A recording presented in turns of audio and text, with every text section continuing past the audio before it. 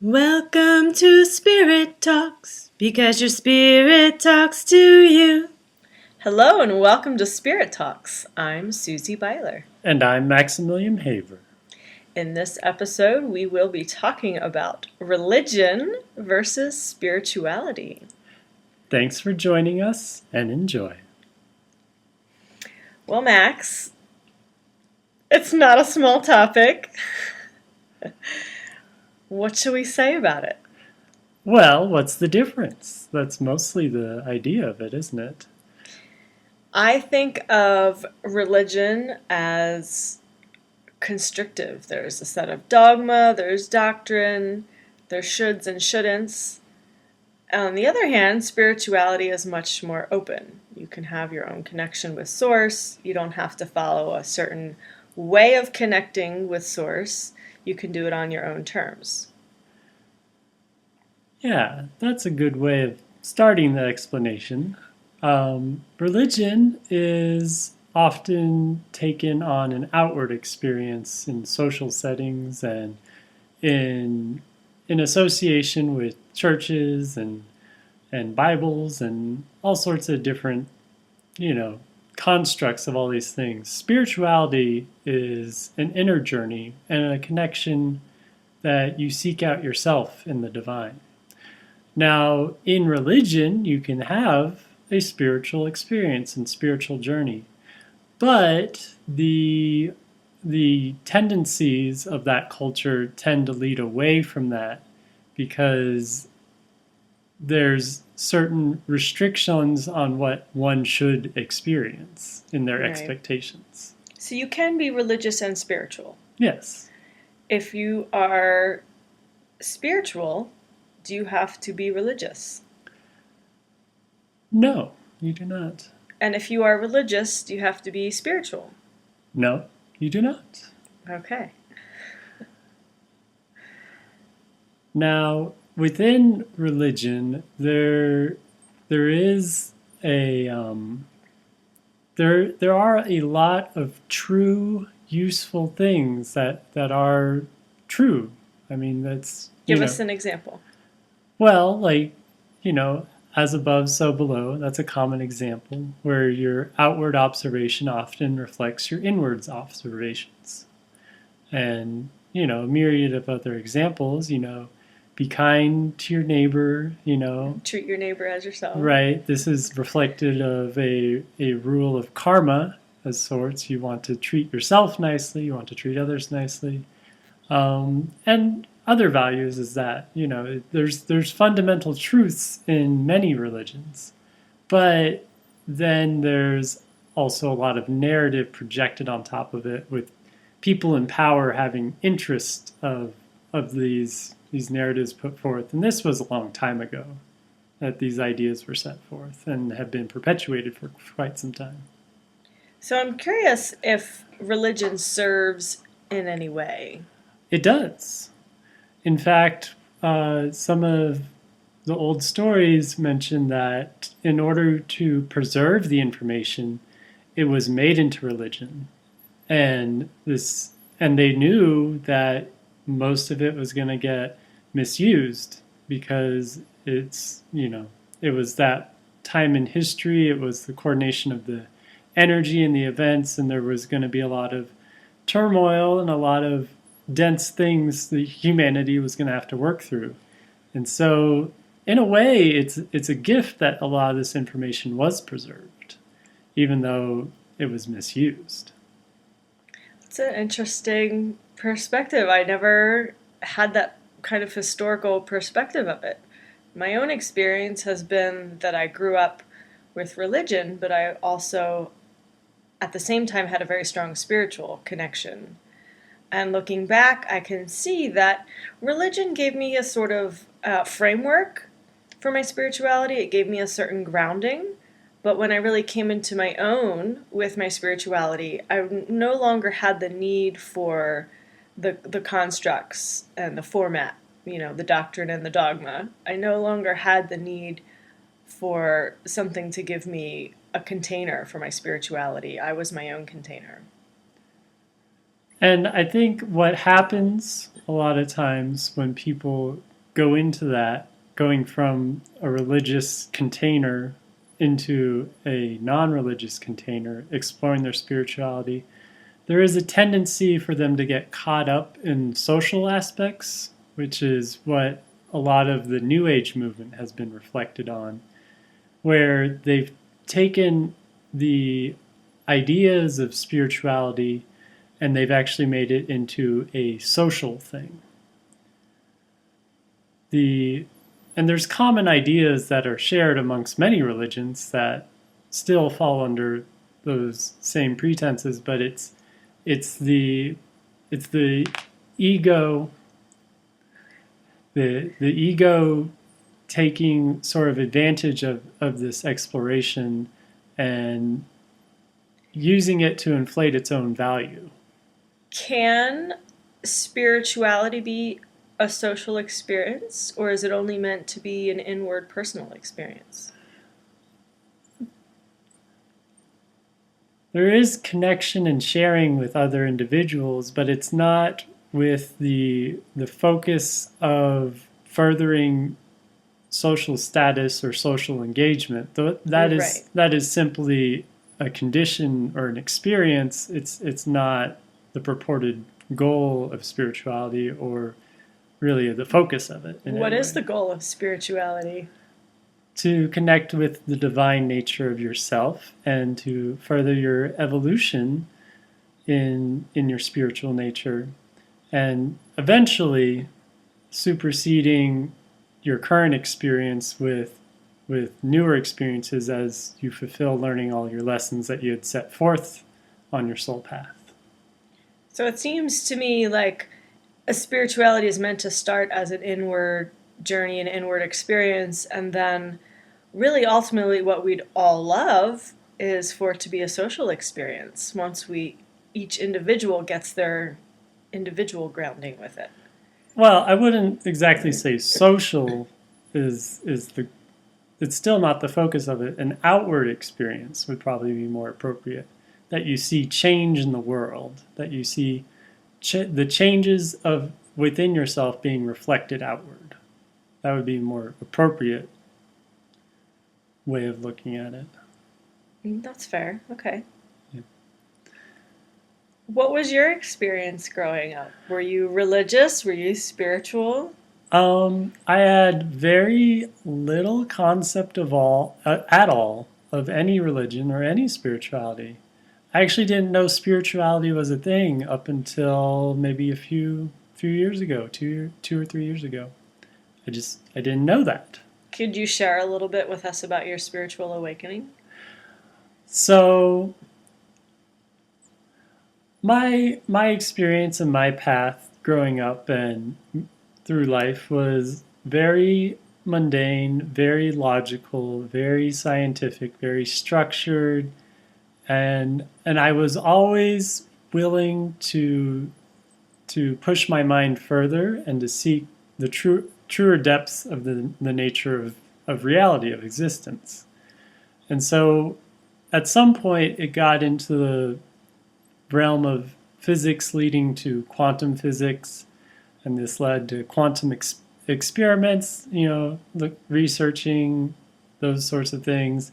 And eventually it led to metaphysics, where you're putting into practice these things and getting feedback from the world at large.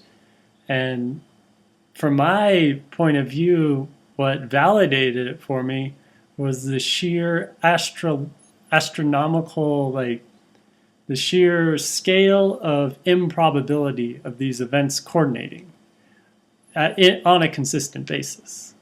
So you didn't have an experience where God came to you and revealed him or herself to you and it was like, oh, I feel spirit. No. It sounds like a very logical process. Yeah, it was very much step by step, and it was, as I went through it, it assisted me in understanding the nature of both the physical and the non-physical. It's all interconnected. It's all one thing, but it's very hyper complex dimensions and densities and times and spaces, universes, multiverses, on and on. With all these things, it's all one thing, but the sheer complexity of it makes it very difficult to approach for most people. And so, step by step, I learned more and more about potentials of what can and could exist. And I eventually came to a point to where it was no longer about what was possible, but rather what was relevant. Because anything's possible. Well, because everything is infinite. There's Right. infinite universes, infinite dimensions, infinite number of beings. And so within that, everything is already existing. The only thing that once you get to that point of understanding and that point of the question changes, because often you're seeking what is possible in the nature of reality, and once you have the idea that anything is possible and anything already is, then the question changes. It becomes, why am I where I am in existence? How do I navigate from where I am in existence? And what do I want to explore? What are my desires? I mean, that's really what the question, the fundamental question actually changes. What I love about this conversation is that you are showing me you have a very different approach to spirituality. I feel spirit, I feel God. And it doesn't make you any more or less spiritual than I, because we all have our unique access points to spirit. I just think that's super cool because anyone can access spirit. And you did it in a very different way than I did. Mm-hmm. Yeah, it was such a different way of perceiving existence. And even to this day, like, I've had many like interesting experiences in dream states and in some in meditation or in between awake and asleep, with sensations of energy and astral projection and these sorts of things. But in my waking state, it has been pretty consistently with just mundane experiences. And so having this perception and understanding while having these other experiences is at a contrast. And so it's like, why is it not translated yet into my everyday experience? As far as the inward part. Right. So it's a process, as it is for all of us, and it's very different for everyone. Some people have a very sudden shift and their entire life changes, and other people it's day by day. That was my experience. Mm-hmm. Yeah, so let's talk a little bit about the label of spiritual. I hear a lot of people say, "Oh, you're very spiritual." And for me, it's like, we're all very spiritual. Some of us are in touch with it, some of us aren't. But if we're not in touch with it, that doesn't make me less spiritual than you if I'm not in touch with my spirituality. What do you think about that, labeling things as spiritual?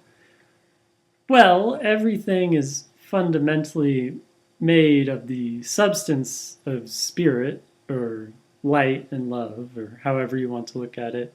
And everything that exists includes everything that's in physical form. And our very nature of our consciousness is that spirit. So in a way, yes, everything is spiritual and it always will be. That's just the nature of things. However, what people are referencing or trying to convey to you with the limitations of language is that you are very focused and aware of your spiritual nature, and you are engaged with those spiritual energies, and you assist people with those energies. Right. So that is what they're trying to convey, even though their way of saying it is probably a bit misconstrued. So there's a miscommunication going on. Right. Is there anything else you want to share about spirituality versus religion?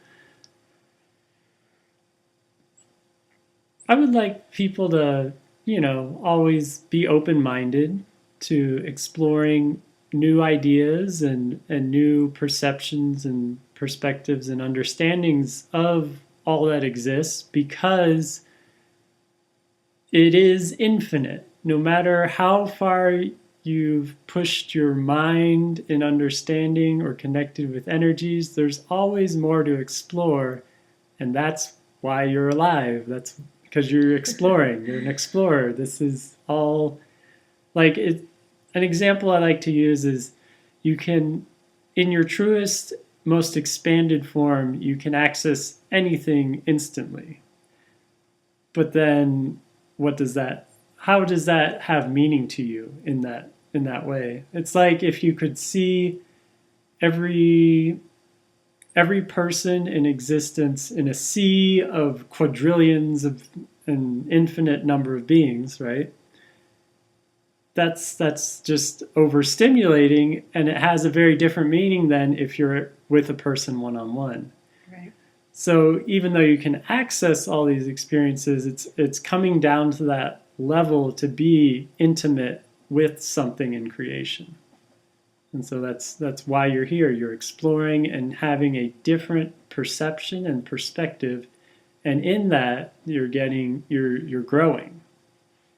Hopefully. Hopefully. Well, no, everyone is always on their spiritual path. Some That's right. people take a very long time, And that's okay. and that is part of their path. And each of us have all done it. And I do want to clarify, when I spoke of religion earlier, I may have had more of a, I don't know what was in my energy, but perhaps I was conveying that it wasn't as good as spirituality. And I just want to clarify that there's nothing wrong with religion. It's how you use it and how it serves you, and just to be aware of that. So be kind and considerate of every person you meet. Understand that some people may be very engaged with the logical part of their journey, and they're not interested in exploring more connections with their feelings, which is a large portion of connecting with spirit. Other people may be very engaged with the social aspects of the religion, or they have fears about their religion or going outside of the religion. That's a big topic. So it's having understanding of all these things and why people say and do the things they do. And you can give them advice and assistance, but they're not required to take it. And so it's allowing people to be at choice. Perfect. Excellent. Well, thank you so much for joining us. We will see you in the next episode.